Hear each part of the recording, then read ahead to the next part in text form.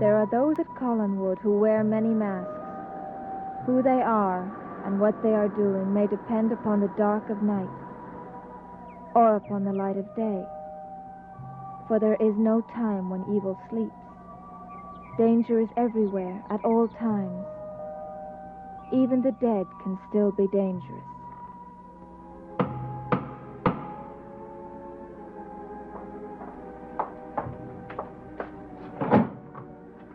Dr. Woodard, what are you doing here? I think the more pertinent question, Dr. Hoffman, is what are you doing here? Continuing my research. How did you know I was here? Well, I was up looking for you at Collinwood. Mrs. Sauter told me you were down here at the old house. What I would like to know is what kind of research are you conducting in a musty old place like this? The work I'm doing is important. That's all I can tell you. Well, to justify your being here while your patient's 100 miles away, it better be pretty important. I assure you it is. This whole situation is getting more and more unethical. Unless you can give me an answer that satisfies me, Julia, I have no alternative. I've got to take Maggie away from you, away from Wincliffe. Can't do that. That would be the most dangerous thing in the world to do. Dangerous to whom? I can't tell you that. Well, I'm not leaving here until you do tell me.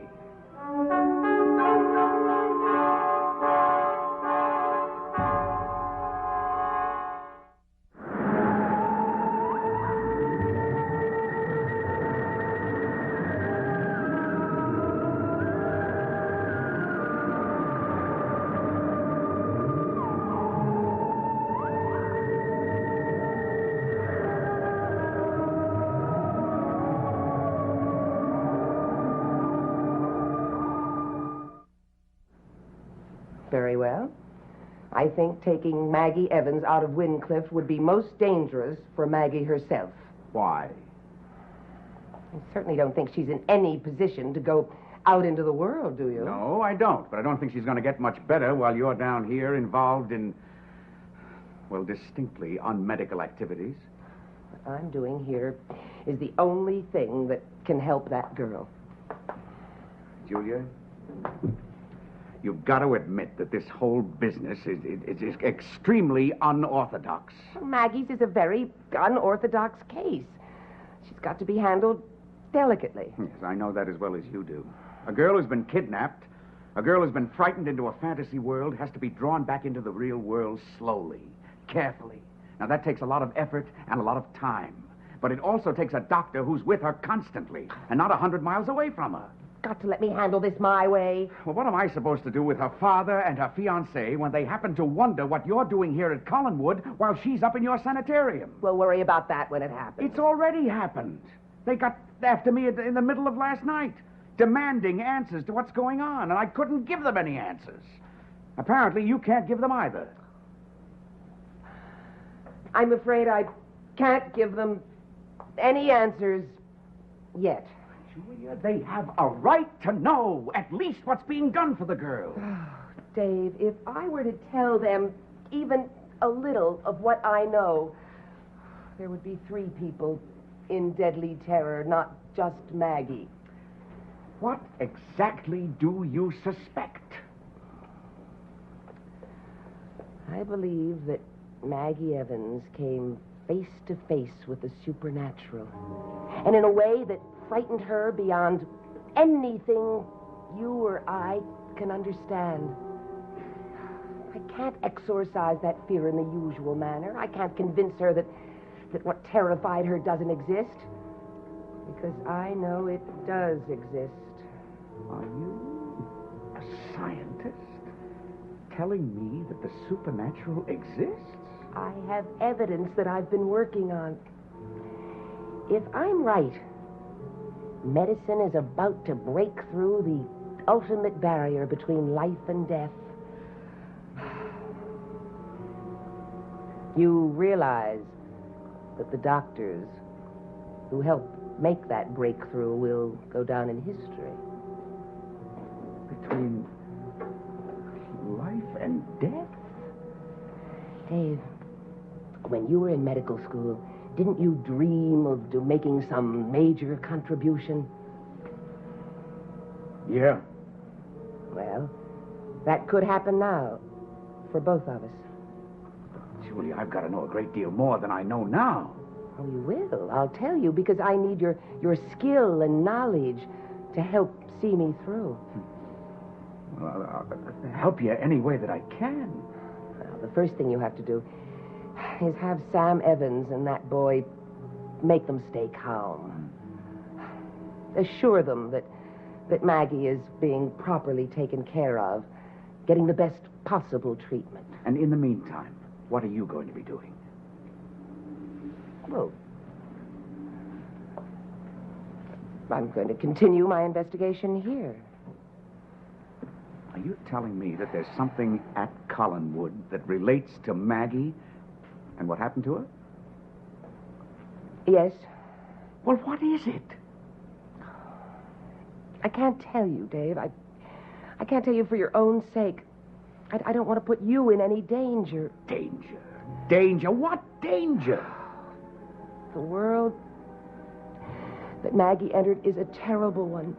I don't want you or anyone else to have to see a moment of it until I can devise some protection. No, Julia, if I didn't know that you were a thoroughly dedicated professional, I'd say that what you just said to me is utter nonsense. Believe me, it isn't. Oh, all I ask is that you trust me for just a little longer. I know what I'm doing. You better know what you're doing, Doctor. It appears to me that you've given yourself very little margin for error.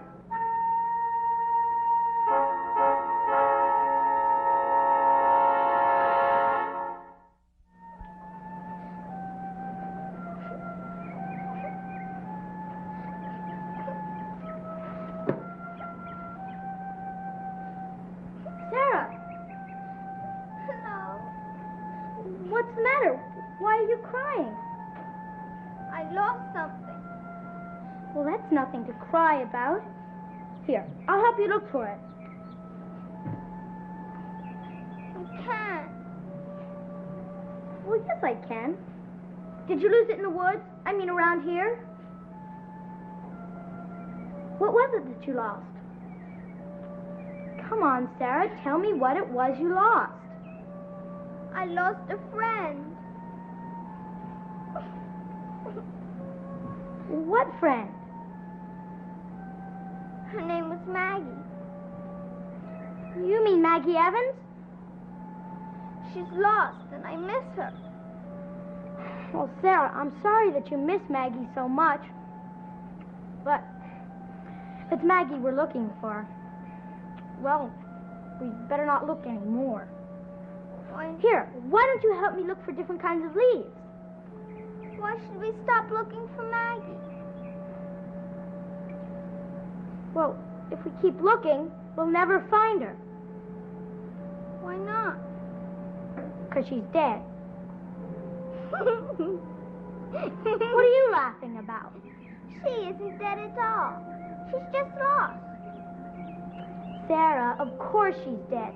My father told me, and so did my aunt, and Vicky, and everybody else. Well, everyone's wrong. Because if Maggie were dead, I'd know it. And then I wouldn't have to cry. Don't cry. It makes me feel bad. She's gone away somewhere, but I don't know just where. Sometimes I almost know where she is. Then it all fades away, and I begin to cry again. Look, Sarah, I've got a good idea. You can come to my house, and we can play together there. I'm not allowed to go to other people's houses. They don't like me there. Well, my family won't mind. They'll be very glad to have you.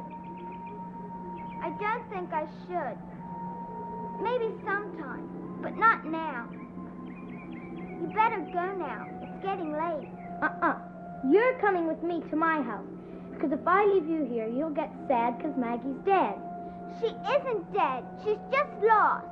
Everyone else says she's dead. while everyone else is wrong. How can you be so sure? You know about leaves and everything. Well, I know who's dead and who isn't.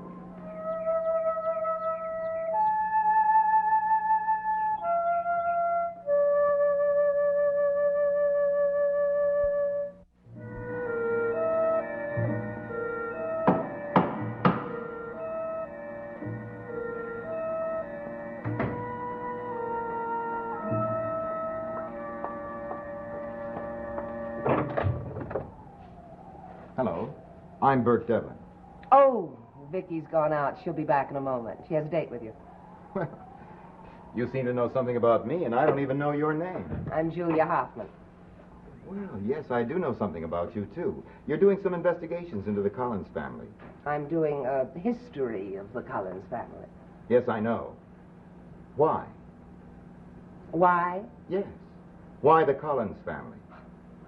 As a matter of fact, I'm going to do histories of other families as well. It just happens that I've started with the Collins family. I see. What other families were you planning to investigate? If I gave you a list of names, it would mean nothing to you. All right, then I'll try again. Why are you investigating all these families? What is it you're looking for? Mr. Devlin, my research is quite specialized. I'm not sure I could explain it to an outsider. Oh, but I'm not an outsider. I grew up in Collinsport. In this town, we were fed the past right along with our first spoonful of oatmeal. You were fed the past as far as it's now known. My research will prove that the Collins family and other families go back even farther than most people think. Well, so what? Why is that so important? Mr. Devlin, if you don't think it's important, then you don't. That's the end of it. I'm sorry, Miss Hoffman. I didn't mean to be rude, but as I said, I grew up in Collinsport, and I've seen dozens of people poking around old papers and deeds and wills and books, and I never thought anything of it. But you, there's something about you.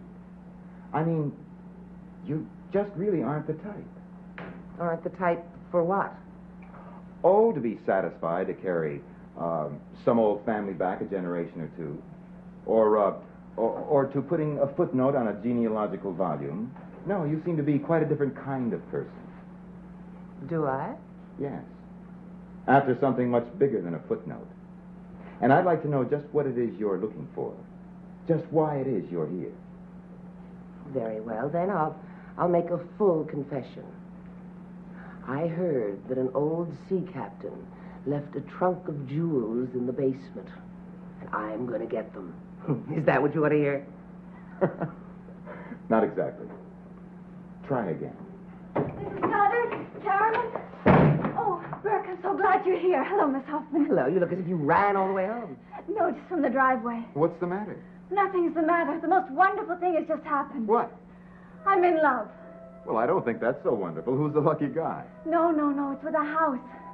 I found a most enchanting old house in the world.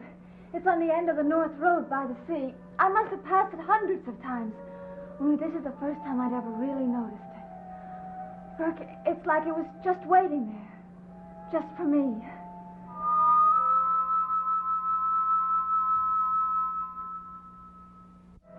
Haven't you ever had that feeling, Burke, that you're supposed to find something at a particular moment? Vicky, what's this house like? I'm sure you two would prefer to be alone. Oh, no. Wait, Miss Hoffman. I want you to hear about it. I think you'd be very interested. The house is very old. It faces onto the sea. In fact, it's almost part of the sea. I think that whoever built it felt much more at home on the sea than on land. Probably some old sea captain. And it's completely isolated. No houses, no people. Just it and the sea. And it's bleached very pale, as though the sea had washed through it and cleaned it. And there it sits like a dowager queen, waiting for the ocean to bring her beautiful gifts from all over the world. Boy, this place really got to you. Yes, it did. Because it's the house I've been dreaming of all my life. I'd kind of like to take a look at it. Maybe all you'll see is an empty old house. In fact, maybe that's all I'll see the next time we go back there. But it was wonderful. Finding it and standing there and listening to the sea. and feeling that I really belonged there. And the house knew it. And the sea knew it. And I knew it too, and we were all very happy there together. Now you wait right here, and I'll go tell Vicky that I brought another friend. I don't think I should. Look, Sarah, you'll see. They'll be very happy to have you stay for dinner. David? Yes? Is that you? Yes. I brought a friend. Can she stay for dinner? Sure. Who? Well, she came in with me. Now, where'd she go? Well, I met her in the woods, and she was crying. So I said she could come home and have supper with me. And then she said she acted very shy.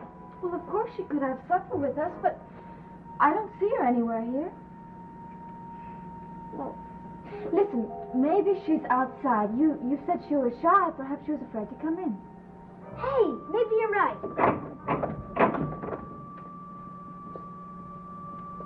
She's not there either.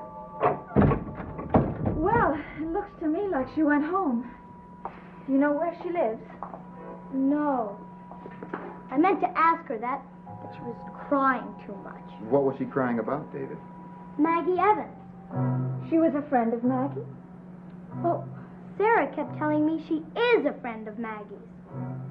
She must know that Maggie's dead.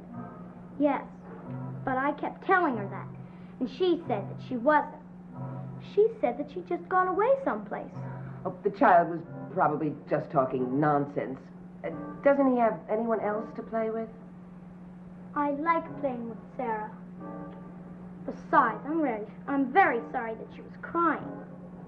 Well, we're all sorry that Sarah was crying, but was Sarah really crying? What do you mean? Well, sometimes when you're alone and you feel very lonely, you pretend that someone's with you. You make up a friend. The way you made up Sarah. I did not make up Sarah. David, these friends can become very real. And when you're happy, she's happy. And when you're sad, she's sad too. And perhaps she'd even cry. But Sarah was really crying. I brought her home to try to cheer her up.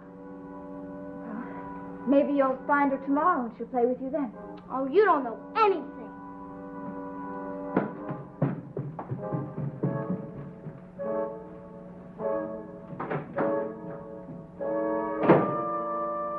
It's amazing how real imaginary friends can be to children. If you don't mind an unsolicited opinion, I wouldn't encourage it in David. What? Oh, I don't think David should be encouraged to dwell in fantasy. I think it'd be harmful for him. Is child psychology another of your specialties, Miss Hoffman? Of course not. But children shouldn't be encouraged to believe their own fantasies, like this business of a dead girl being alive. Well, in the first place, I think David will get over that. And then, too, I don't think there's any danger of people believing that there's a Sarah or that Maggie is still living. Well, I think that we should plan a picnic or something to keep David occupied. Speaking of picnics, I'm hungry. Let's drive out for something to eat. Oh, no, I don't want to leave David now. Oh, don't worry. I'll look after him. Well, thank you. All right, I'll just get my coat. Bert, come here. What's the matter? I found this cap on the floor. It's a little girl's bonnet.